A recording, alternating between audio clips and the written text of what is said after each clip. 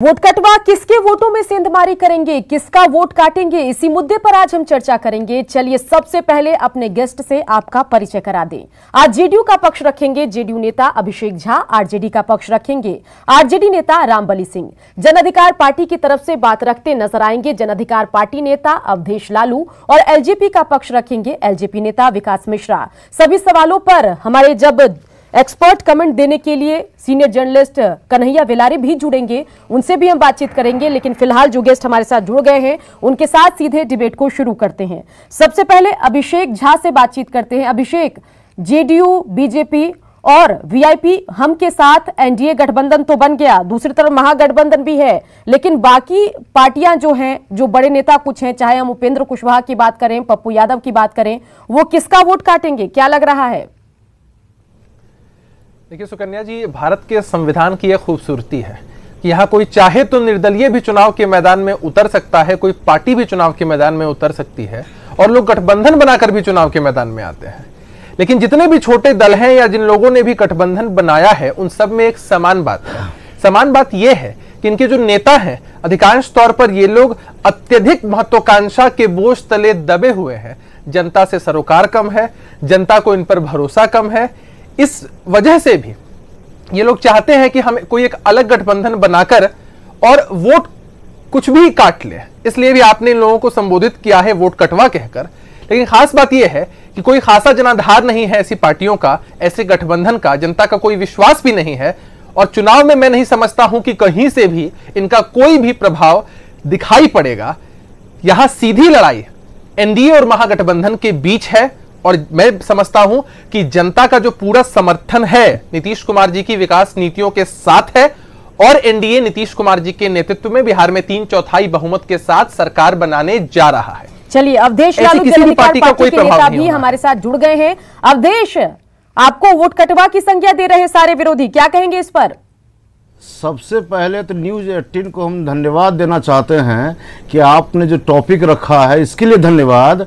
और ये वर्तमान समय में जो राजनीतिक परिस्थिति बनी हुई है, ये टॉपिक बहुत प्रासंगिक है। आज के डेट में वोट कटवा के तौर पर एनडीए है, भाजपा जदयू वाले हैं। ये लोग बिना तलाक के ये लोग विच्छेद कर रहे हैं, संबंध विच्छेद कर रहे हैं। एक तरफ कहते हैं कि हम एनडीए के पार्ट हैं और दूसरी तरफ लोक जनशक्ति पार्टी जदयू के खिलाफ में चुनाव लड़ने जा रही है। और मैं जानकारी के लिए बता देना चाहता हूं कि लोक जनशक्ति पार्टी एनडीए का पार्ट नहीं है। कैसे नहीं है? हमेशा से कहते हैं वोट कटवा है और ये बड़ी बात हो। जी जी जी अवधेश लालू, जब एनडीए की प्रेस कॉन्फ्रेंस हुई उसमें जेडीयू और बीजेपी दोनों पार्टियों की तरफ से साफ कर दिया गया कि एलजेपी जो है वो एनडीए का हिस्सा नहीं है बिहार विधानसभा चुनाव में। लोक जनशक्ति पार्टी नहीं है सुकन्या जी, चलिए इस बात का कंफ्यूजन अभी क्या है, नूरा कुश्ती कर रहे हैं। लोक जनशक्ति पार्टी एनडीए का हिस्सा है, एनडीए का हिस्सा से हमारी मणिपुर में सरकार है। महोदय, आपको जानकारी होनी चाहिए कि लोजपा और महोदय आपको जानकारी होनी चाहिए कि बिहार के स्तर पर सुकन्या भी नीतीश कुमार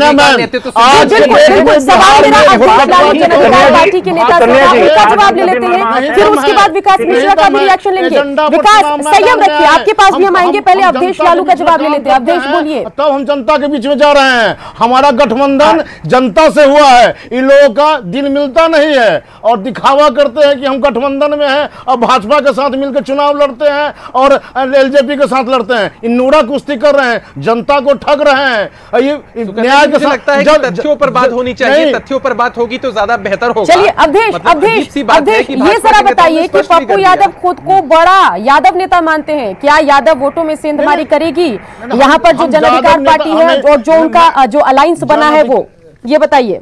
जन अधिकार पार्टी का मानना है कि हम सबका साथ लेकर हम विकास करना चाहते हैं, जनता के सवालों पर संघर्ष करना चाहते हैं, जनता के सवालों को सदन में उठाकर कानून ऐसा बनाना चाहते हैं ताकि जनता का भला हो सके।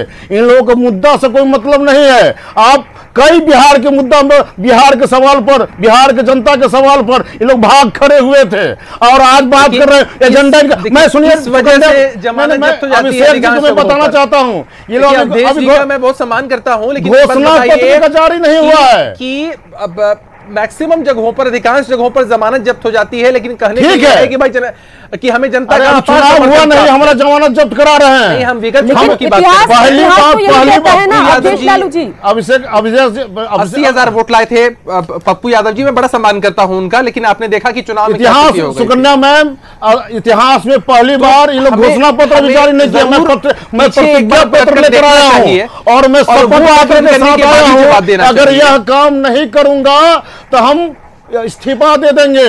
और मैं टाइम ड्यूरेशन दिया हूं कि 6 महीना में यह करूंगा, 3 महीना में यह करूंगा, 2 साल में करूंगा और 3 साल का वक्त मांग रहा हूं। इन लोगों को 30 साल का मौका दिया जनता।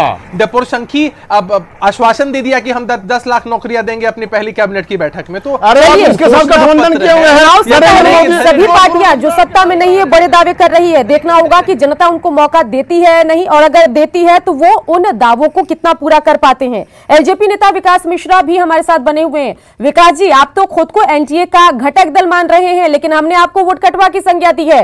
5 बड़े वोट कटवा में आपका भी जिक्र है। बताइए क्या कहेंगे, किसका वोट काटेंगे? जेडीयू का तो काटने का आपने ऐलान कर दिया, बीजेपी का भी काटेंगे क्या?